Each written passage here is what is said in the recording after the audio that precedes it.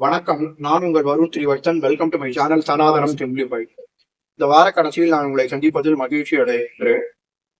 நகரத்தார் கோவில்களின் நாம் தொடர்ச்சியை பார்த்துக் கொண்டிருக்கின்றோம். தொடர் வரலாற்றை இப்பொழுது போன வாரம், இதற்கு முந்தின வாரம் நாம் மாத்தூர் கோயிலை பற்றி பார்த்து கொடுத்தோம். 500 கோயில், இரண்டாவது கோயில். இன்னும் மூன்றாவது கோயிலை பார்க்கப்படுகின்றோம். இதுவும் கொங்கண சீதருடன் சம்பந்தப்பட்ட கோவில் தான். இந்த கோவில் தான் இலுப்பைக்குடி தான்தோன்றீஸ்வரர் திருக்கோயில் இப்படி என்று பெயர். அதாவது இந்த கோவில் கொங்கண சித்தருடன் சம்பந்தப்பட்டதோடு இல்லாமல் பைரவருடன் சம்பந்தப்பட்டுள்ளது. இந்த பைரவர் குவர்ணாகர்ஷண பைரவராக காட்சி தருகின்றார். ஒரு வித்தியாசமான கோலத்திலே இருக்கின்றார்.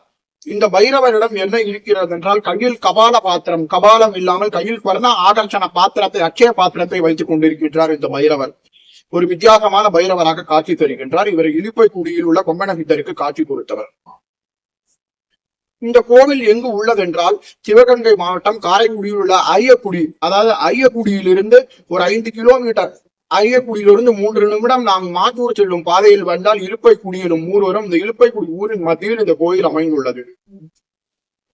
கோவிலின் தர வரலாற்றினை பார்ப்போம் வாருங்கள். கொங்கண சித்தர் எனும் மகான் இந்த ஊரில், அதாவது முன்பு நாம் பார்த்ததை போல அவர் ரசபாதம் செய்யும் திறமையை பெற்றிருந்தார். அதாவது எப்படி என்றால், செப்பு என்பதை தங்கமாக்கும் வித்தையை, கலையை சித்தர்கள் நன்கறிவர். அந்த ரசவாத கலையினை கொங்கணனும் மாமுனிவரும் பெற்றிருந்தார். இந்த கொங்கண சித்தர் என்ன செய்தார் என்றால், இந்த கொங்கண சித்தர் ரசவாத கலகு, அதாவது ரசவாதற்குரிய 16 பொன்களையும் பெற்றுக்கொண்டு, அது மட்டும் இல்லாமல் 16 விதமான உலோகங்களையும் பெற்றுக்கொண்டு, அது மட்டும் இல்லாமல் 3 விதமான தாமிரங்களையும் பெற்றார். லிங்கம், குளிகை, சூதகம் போன்ற இவற்றை எல்லாம் பெற்றுக்கொண்டு ஒரு மூலிகை சான்றினை பெற்றுக்கொண்டு மாத்தூரில் உள்ள ஈஸ்வரனிடம் வேண்டினார். அதன் மூலமாக 500 மாற்று தங்கம் பெற்றும் பேரினை பெற்றார். அது மாத்தூரில் நிகழ்ந்தது. மாத்தூர் 500 ஈஸ்வரர் கோயிலில் மாற்று தங்கம் பெற்றார். பிறகு இந்த கலையில் சிறக்க வேண்டும் என்று கூறிக்கொண்ட பிறகு தஞ்சை பெருஆவுடையாரிடம் வேண்டினார். பெருஆவுடையாரிடம் வேண்டிய போது அவர் என்ன சொல்றார், இலுப்பை வனத்தில் தான் தோன்றுவேன், அந்த இடத்தில் நீ வைப்பட்டால் உனக்கு கிடைக்கும் என்று தோன்றவே அவங்க நேரே இலுப்பை வனத்துக்கு சென்று தவமாட்டி தமது ரசவாதத்தை தொடங்கினார் கொங்கண சித்தர். அப்பொழுது அங்கே இறைவன் 1000 பொன்னை விட பிரகாசமாக தோன்றினார் சிவபெருமான். அப்பொழுது கொங்கண சித்தரின் உண்மை புரிந்தது. பொன்னார் மேனியின் மீது ஆசை பிறந்தது. உடனடியாக அவர்களுடைய பொன்னாசை நீங்கியது. பொன்னார் மேனியனை கண்கண்டு தொழுதார். அவர் அங்கே வைப்பட்டார் கொங்கண சித்தர். ஆகையினாலே இந்த ஊருக்கு பேர் இலுப்பைக்குடி என்ற பெயர். இந்த முன்னொரு காலத்தில் இந்த ஊரில் இலுப்பை வனங்கள் அடர்த்தியாக இருந்தனால இந்த ஊருக்கு பேரு இலுப்பைக்குடி என்ற பெயர் ஏற்பட்டது. சரி, இங்க இருக்கக்கூடிய பைரவரும் மிகச் சிறந்தவரே தான். எவ்வாறு என்றால், கும்பாண்டகன் எனும் அசுரன் இந்திரன் போன்ற தேவர்களுக்கு மிகவும் தொல்லை கொடுத்தான். அதாவது இந்த அரசன் என்ன செய்தான் என்றால், இந்திரனுடைய லோகமான அலகாபுரியிடம் தோற்க அமராவதியை கைப்பற்றி விட்டு இந்திரனை அங்கிருந்து விரட்டி அடித்து விட்டான். அப்போது தேவர்கள் எல்லோரும் அஞ்சு நடுங்கி இந்த இறைவனை வேண்டினர். அப்போது இந்த தான் தோன்றிய லிங்கத்திலிருந்து, சுயம்பு லிங்கத்திலிருந்து என்ன செய்தார் என்றால், பைரவர் உக்கிரகமான கோரப்பற்களுடன் தோன்றி இந்த கும்பாண்டகன் எனும் அசுரனை அழித்தார். ஆகவே இந்த பைரவர் குவர்ணாகர்ஷண பைரவாக அமைந்துள்ளார். இந்த கோயிலில் கொங்கணர் கதிர்பாரித்த பைரவராக மிகவும் விசேஷமானவர். அம்மன் சௌந்தர்யநாயகி அம்மன் என்று அழைக்கப்படுகின்றார். இந்த கோவிலில் பைரவரும் மிகவும் விசேஷமானவர். காரைக்குடியை சுற்றியுள்ள அச்ச பைரவர் தலங்களில் இதுவும் ஒன்றாகும். அதாவது எவ்வாறு என்றால், அச்ச பைரவர் தலங்கள் திருப்புத்தூர், நகர பைரவன்பட்டி மற்றும் அலகாபுரி, பெருச்சி கோயில், பெருச்சி கோயில், சாக்கோட்டை, அப்புறம் வைரவன் கோயில் மற்றும் இலுப்பைக்குடி மற்றும் திருமை ஞானபுரி என்கிற 8 கோயிலை கொண்டேதான் இந்த கோயில்கள் அமைந்துள்ளது.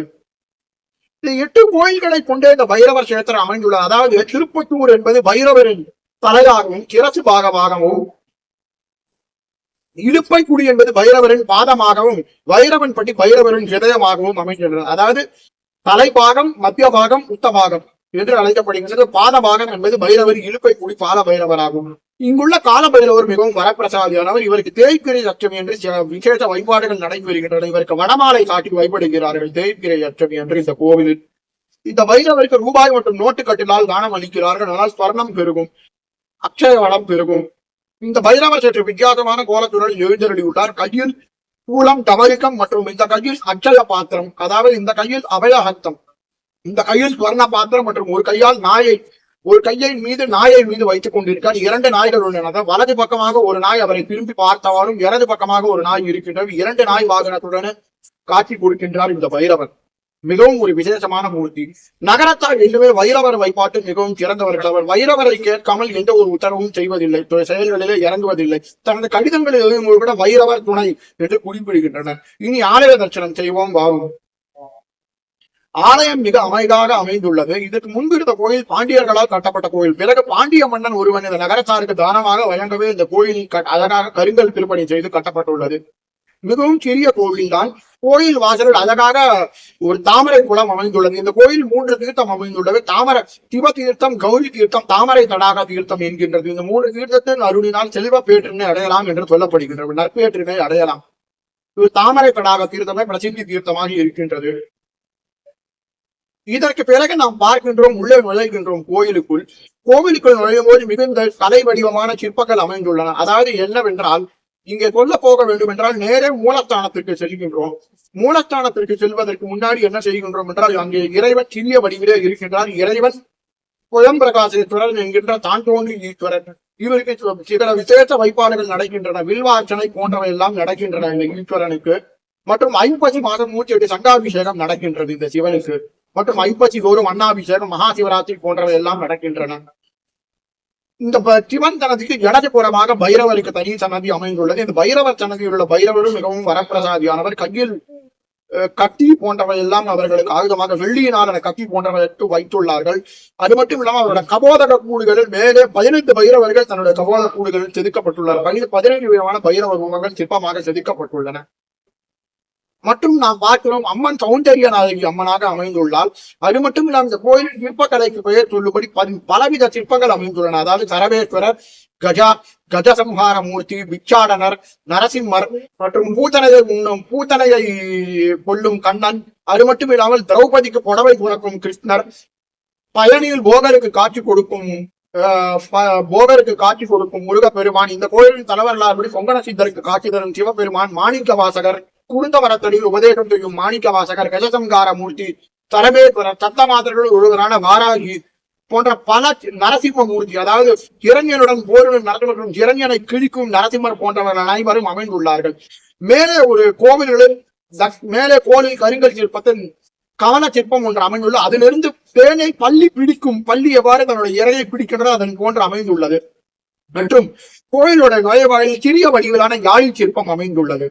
அது மட்டும் இல்லாமல் இந்த கோவிலில் நாம் பார்த்தோம் என்றால், தட்சிணாமூர்த்தியின் சன்னதியின் மீது 2 விதமான வாழைப்பூ சிற்பங்கள் மிக நுண்ணியமாக வடிக்கப்பட்டுள்ளன. தட்சிணாமூர்த்தியோட சன்னதி மண்டபங்கள் கருங்கற்களால் அமைந்துள்ளது, தேக்கு மர சிற்பங்கள் அல்லாமல்.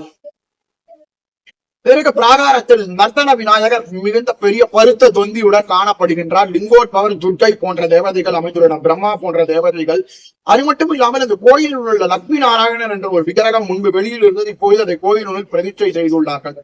கோவில் நகரத்தார் மரபு என்னவென்றால், ஒரு விருட்சம் உயிருடன் இருந்தால், பசுமையாக இருந்தால் அதனை மேடை கட்டி வைப்படுவார்கள். அது பட்டு போய் விட்டது என்றால் இந்த கோவிலில் அதை கருங்கலில் செதுக்கி வைப்படும் உண்டு. இந்த கோயிலான இலுப்பை மரம் தல விருட்சத்தை என்ன செய்துள்ளார்கள் என்றால், அதை கருங்கல் செதுக்கி கொங்கண சித்தர் அந்த சிவனுக்கு பூஜை செய்யும்படியாக அமைந்துள்ளார். அதை சுற்றி 5 நாகர்களை வைத்துள்ளார்கள். நாகதோஷம் நீங்குவதற்கு இதனை வைப்படுகிறார்கள். கொங்கண சித்தருக்கு மிக அழகாக ஜடாமுடியுடன் இந்த சித்தரின் சிலை வைக்கப்பட்டுள்ளது.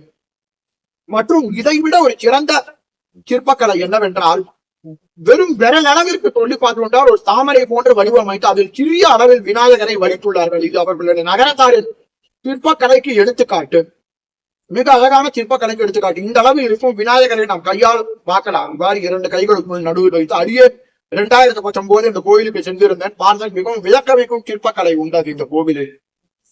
அது மட்டும் இல்லாமல் இந்த கோயிலில் வேறு என்னவெல்லாம் நாம் பார்க்கலாம் என்றால், இறைவன் சன்னதியை சுற்றி ஒரு 8 திக்கிலும் யானைகள் அமைந்தது. ஒவ்வொன்றும் ஒருவரு பாவனைகளை காட்டுகின்றன இந்த கோவிலில். அம்மன் சௌந்தரிய நாயகி அம்மன். அது மட்டும் இல்லாமல் நவகிரக சன்னதி, தட்சிணாமூர்த்தி, பிரம்மா போன்ற தேவதைகள் உள்ளனர். சூரியன், சந்திரன் போன்ற தேவதைகள் உள்ளனர். இந்த கோயிலில் பைரவருக்கு தேய்பிரை அஷ்டமி தோறும் யாகங்கள் நடக்கின்றன. அவருக்கு கலசாபிஷேகம் செய்யப்படுகின்றது.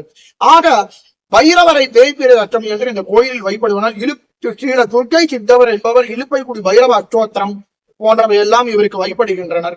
அஷ்டகம் பைரவாஷ்டகம் போன்றவை எல்லாம் அருளியுள்ளார். இந்த பைரவரை வழிபடுவதனால் மிகவும் விசேஷம். தேய்பிரை அச்சம் என்று கார்த்திகை மாதம் சிறப்பு விசேஷ பூஜைகள் நடக்கின்றன. கால பைரவாஷ்டமி என்கிற மகாதேவி அஷ்டமி என்று இந்த கோயிலில் சிறப்பு பூஜைகள் நடக்கின்றன. மிகவும் ஒரு அருமையான கோயில், சென்று தரிசிக்கலாம் நீங்கள் யாவரும். நன்றி, வணக்கம்.